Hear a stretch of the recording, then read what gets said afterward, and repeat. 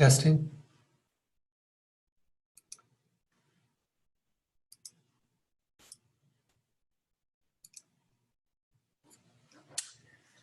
Hello, class.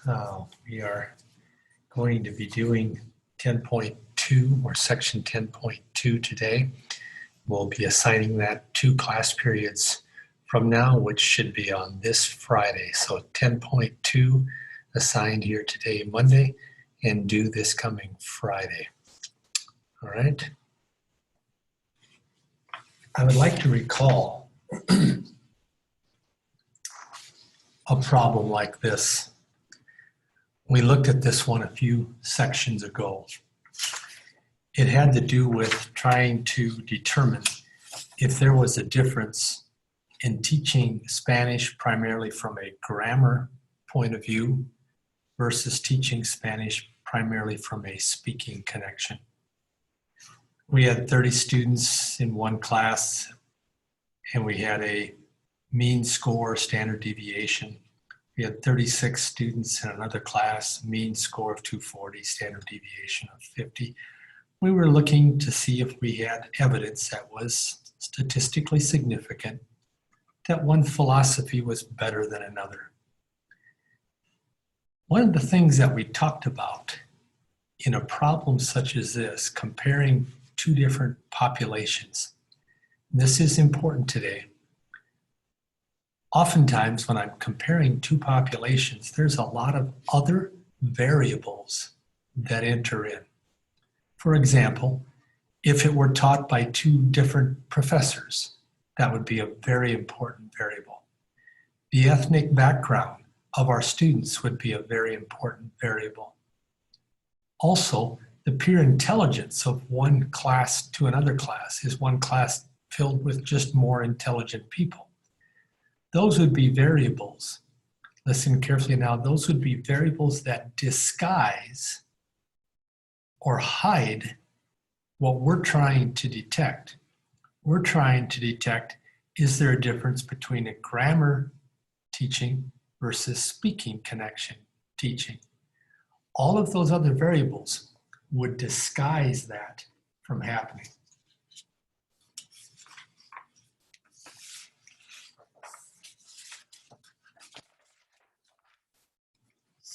Second.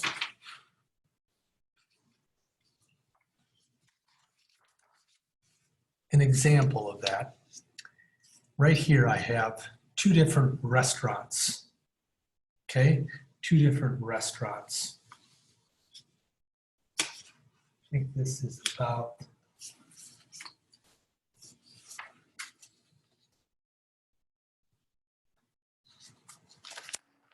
we'll try them this way once first. 2 different restaurants, and I want to compare their mean daily sales from 2 restaurants. Here's restaurant 1, all their sales, all the different days.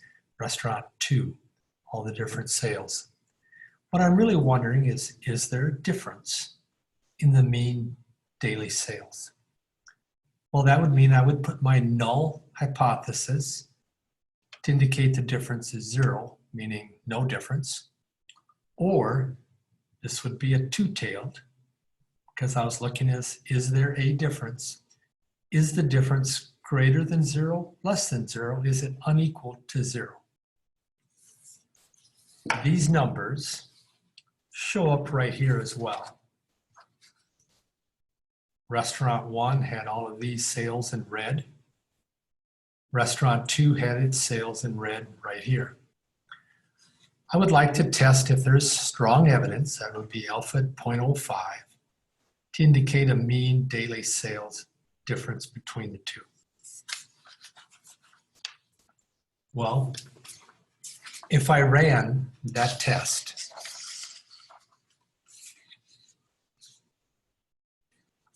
you remember the process. I would identify what each mean referred to. Mu1 was restaurant 1, Mu2, the mean daily sales, restaurant 2. My null is that their difference is equal to 0. The alternative is that it's not equal to 0. Nothing surprising there. I was looking for strong evidence. If you look back those sample sizes, 1, 2, 3, 4, 5, 6, 7, 8, 9, 10, 11, 12, both of them had a sample of 12, which was small, so I had to use a t-statistic, and I had to calculate my rejection region. I have a printout here of what t is, because the calculation would have been really nasty with two populations. We looked at those formulas last section. T turns out to be 0.3. 0.3. If you would find the p-value, you would find that it's greater than 10%. 0.3 is a pretty small t-value. It is not going to be greater than 2.07. 0.384 is not greater than that. It's not less than this one. It's not in the rejection region. This is a relatively small t-value. P-value, on the other hand, really large. P-value gets compared to alpha, and because it's not less than alpha, we have insufficient evidence. We cannot reject the null. We got to continue to assume the null, which is said there's no difference between the sales. Looks pretty straightforward. However, take a look once at these. You've seen this slide before. Sorry, it's taken me a little bit to get it back here.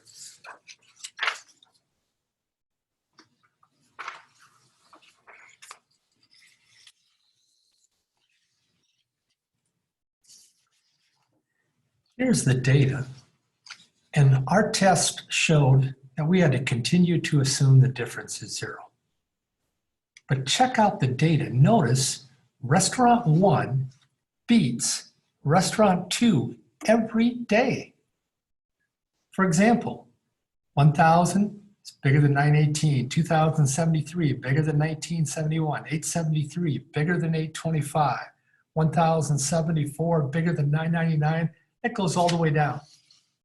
Every day, restaurant 1 beats restaurant 2. And yet when I ran the test, look how small a t-value I got. I had insufficient evidence to show that this restaurant is better than that one. And yet it beat it every day. Why is that happening? Well, the answer to that, before we give that answer, take a look once at this. I graphed all of these numbers. 1,005, 2,073. 1,005 is right there. 2,073 is right there. I graphed restaurant 1 in black. Restaurant 2 I graphed in red. Here's all the restaurant 2s. Do you see the data is pretty spread out? What is causing, for example, sometimes to have means way over here, or numbers way over here, other times way over here? Well, it might be obvious to you already, but what's causing that is these days. Most people would say a Friday, Saturday night, restaurants do pretty well. A lot of people go out on weekends. Notice, for example, Saturday night, both restaurants had pretty good amounts. Restaurant 1 was bigger, but both of them were large. Let's take a Monday night. Restaurants don't do as well on Monday night. A lot of people don't go out. Maybe they want to watch Monday Night Football, whatever. But a lot of people don't go out on Monday night for smaller amounts. Well, when you graph these smaller amounts and these larger amounts confuse the comparison. If I could compare the biggest one here with the biggest one, black would win. Second biggest one compared to second biggest one, black wins. Third biggest one to third, fourth to fourth. Then it becomes a little more obvious that all the red's just a little bit lower. But that's not the way the comparison works when you run them all together. When you run them all together, we compare these blacks with some of these reds, these blacks over here with some of those reds, indicating those reds are bigger than those blacks. And that's why we got such a small t-value. We were unable to detect a difference, even though that difference is better for restaurant 1 every day compared to restaurant 2.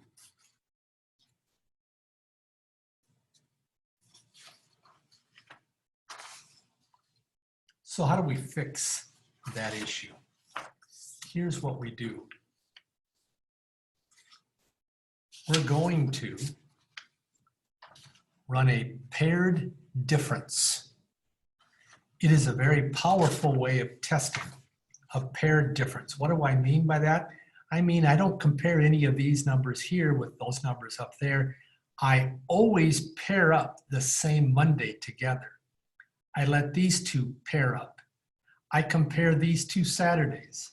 I compare these 2 Saturdays, these 2 Tuesdays, these 2 Wednesdays, these 2 Fridays. I compare them on the same day. We intentionally pair them up.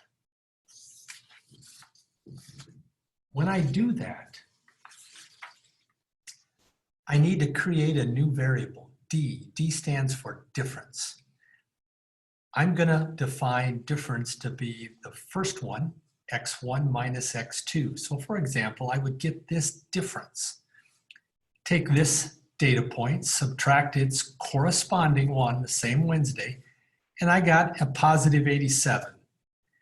This Saturday minus the same Saturday for the other one was a positive 102. This one minus this one. Here are all the differences. They're all positive in this case. It's because restaurant 1 did in fact beat restaurant 2 every day. So these were all positive in this example. Sometimes restaurant 2 might have beaten restaurant 1 on a given day, then you might have had some negatives in here.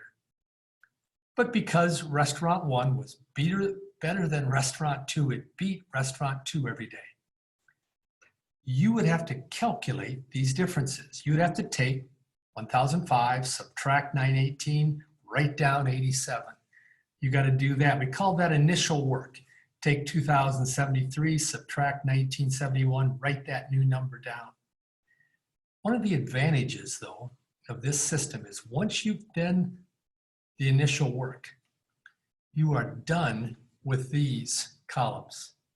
You now only have one set of data that you're working with, not 2 populations, but 1.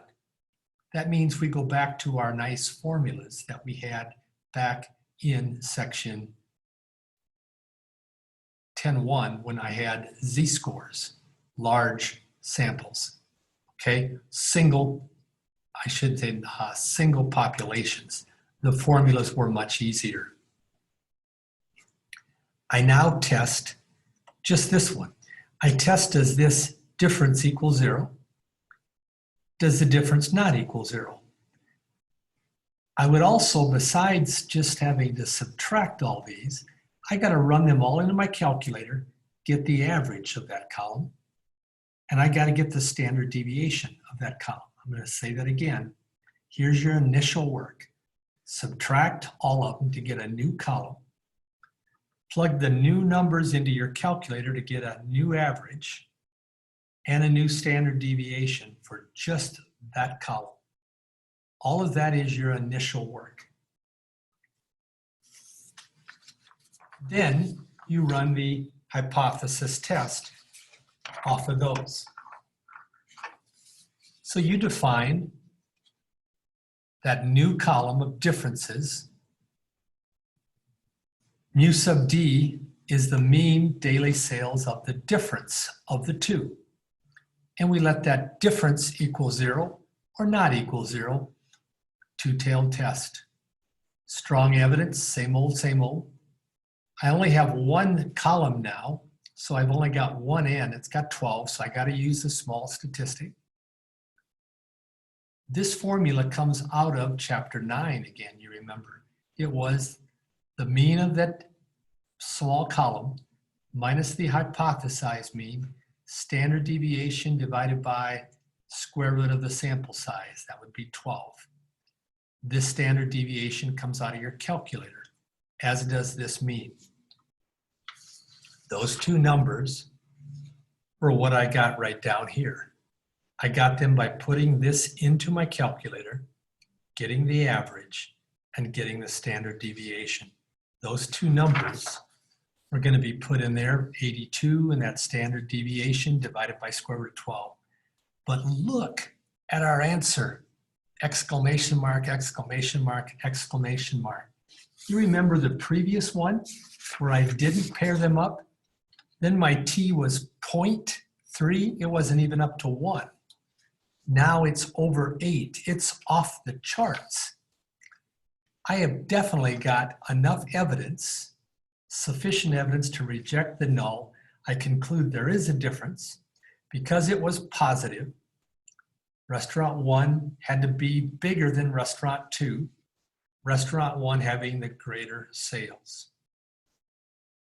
Notice this procedure took me from a t equal to 0.384 to a t equal to 8.8. This method is much more powerful in detecting a difference. I'm going to say that again. This method is much more powerful in detecting a difference.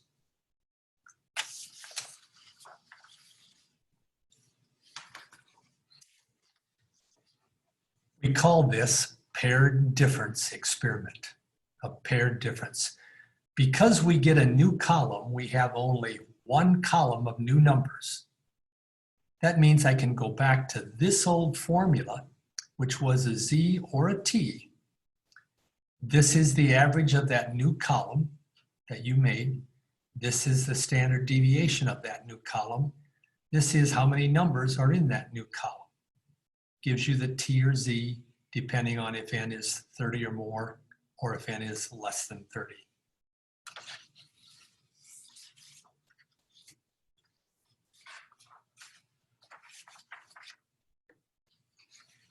As I mentioned earlier, this type of experiment, paired observation, is called a paired difference. We match up. Well, what were we matching up again? Well, what we were matching up was this: Wednesday sales with Wednesday, Saturdays with Saturdays, Tuesdays with Tuesdays. We were matching them up. That's called a paired difference. This pairing removes the difference that disguise what we're trying to detect.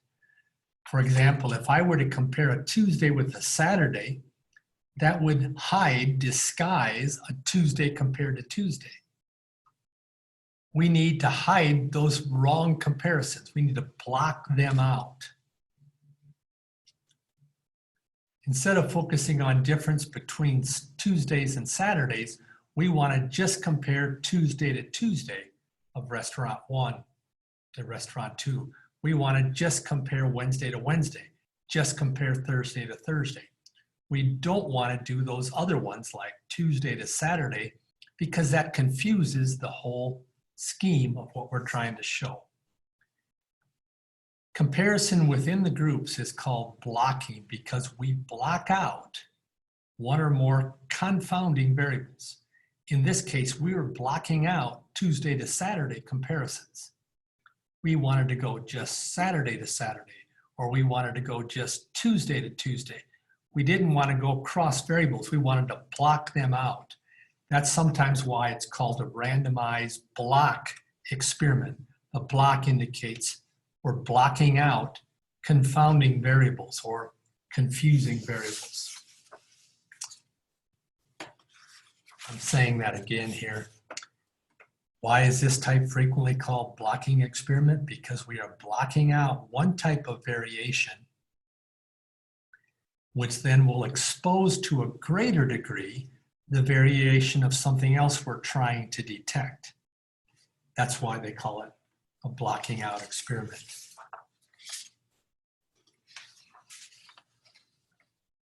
The confidence interval, these are like back in chapter 9. This is the average from that new column. If it's a large sample, I have a z. If it's a small sample, I have a t. Same old, the standard deviation over the square root of n. This is like right out of chapter 9. We've had that. T is based on n-1 degrees of freedom. Oftentimes it will be a T because it's a little more difficult to get paired data. If you do have 30 or more pairs, you have large samples. You would take that new column, take them, set up a mean for that. If it's a single-tailed test, it would look something like this. Two-tailed is equal. You have a z-score. Same old formula for the z as we had back in chapter 9. That was large. If it's small, same stuff, but it's a t. Same old formula. Same old formula. If you need to pause these to copy that down, go ahead and do that.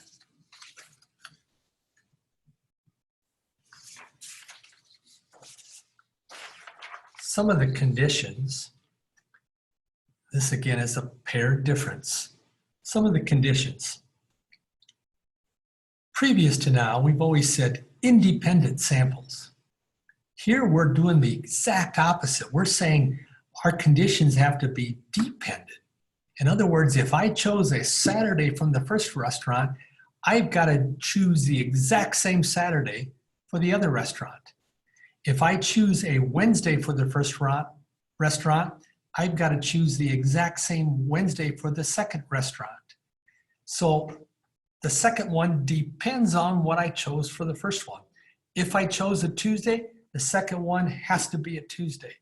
That's called dependent differences. If it's large, of course, those number of differences will be 30. If it's small, it's when the differences are less than 30. Then we also, if you remember, have to assume that the original distribution had to be approximately normal. These are conditions that would be really important if you are running your own test for some type of research project for your master's or something else like that. Well, finally, let's put it all together and look at an example here. This will be our last one here for the day. We're going to put it all together. An insurance company's procedure in settling a claim under $10,000 for fire or water damage to a homeowner is to require 2 estimates for cleanup and repair. This is actually pretty common for insurance companies. Same thing is oftentimes true if you have a fender bender with your car. Your insurance company will require you to get 2 estimates for you to repair that car. That's so that they get a better chance of not having somebody make up a false report claiming more damage than was actually there. So this is very common procedure, getting 2 estimates. The company compares the estimates from 2 contractors.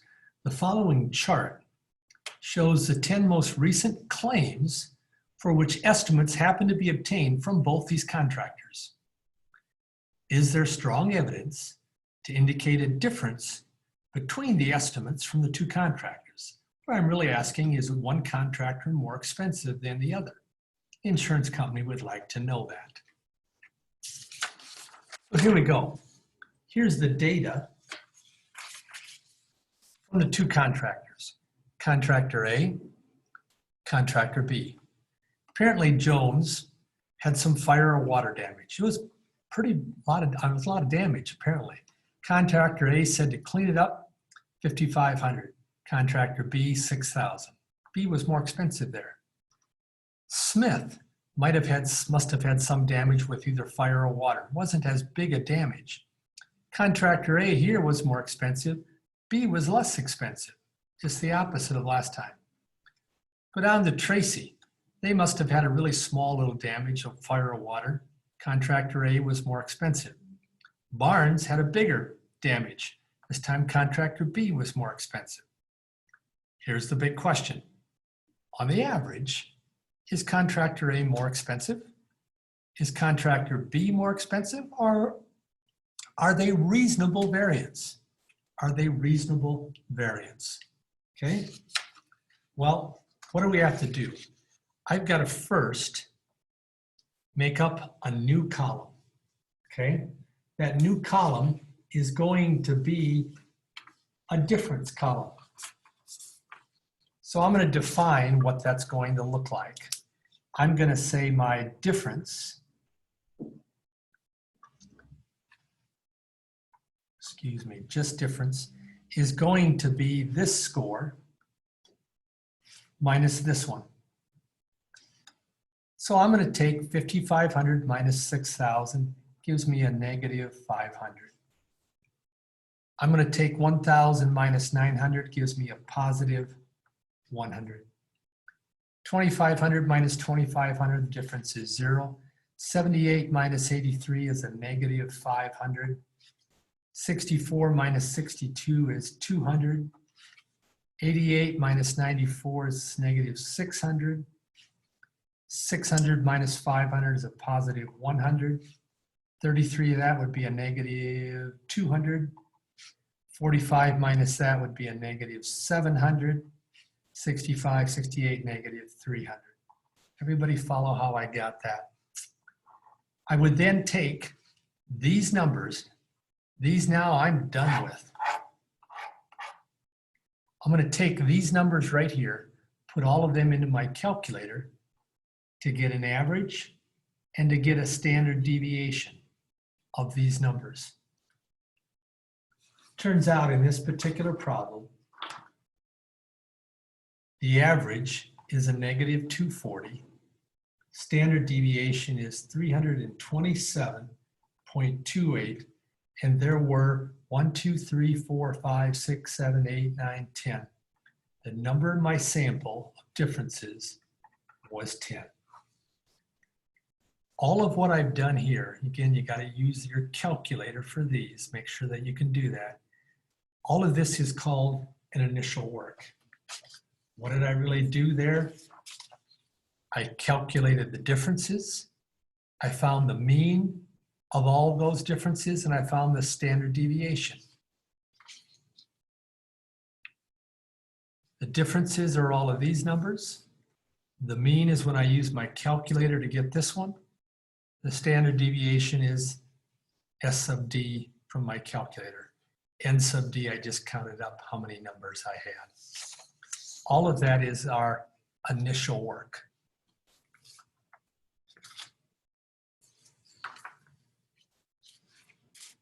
I put that in red here.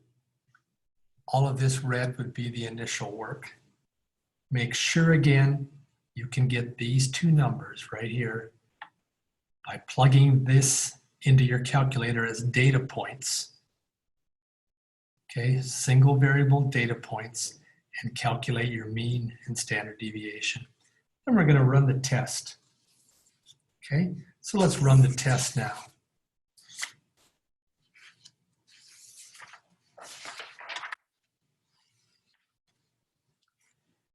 I basically tell the reader that my mu is going to be the first contractor minus the second, so you know which way I subtracted them. I'm looking to test if there's a difference, so it's a two-tailed test. Notice how I'm putting in this variable, mu sub d, these variables match up, okay? Alpha 0.05, I had 10 differences. 10 is small sample, so 5% two-tailed means I split it. So I have 2.5% in each tail. 10 minus 1 degrees of freedom gives me 2.262. That's for my rejection region. So my rejection region is 2 of them. It's either less than that negative 2.262 or more than the positive. This looks a lot like chapter 9. They won't give you these on a computer printout. They'll expect that you can calculate these. So this D bar, that's the mean of that column. That D bar right there would have been this average of this from your calculator. S sub D is the standard deviation of that column from your calculator. N sub D was 10. Turns out to be a negative 2.3. Well, a negative 2.3, would you agree, is less than a negative 2.2? but it did make it. The p-value was between those, which is less than 0.05. They say the same thing. It gives us sufficient evidence to reject our null and conclude there is a difference.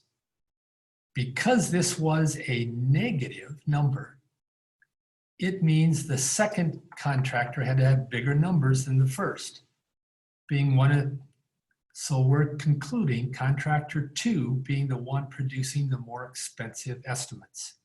So we've got significant evidence, strong evidence to indicate contractor 2 is more expensive. Look once though, there was a lot of positives and negatives.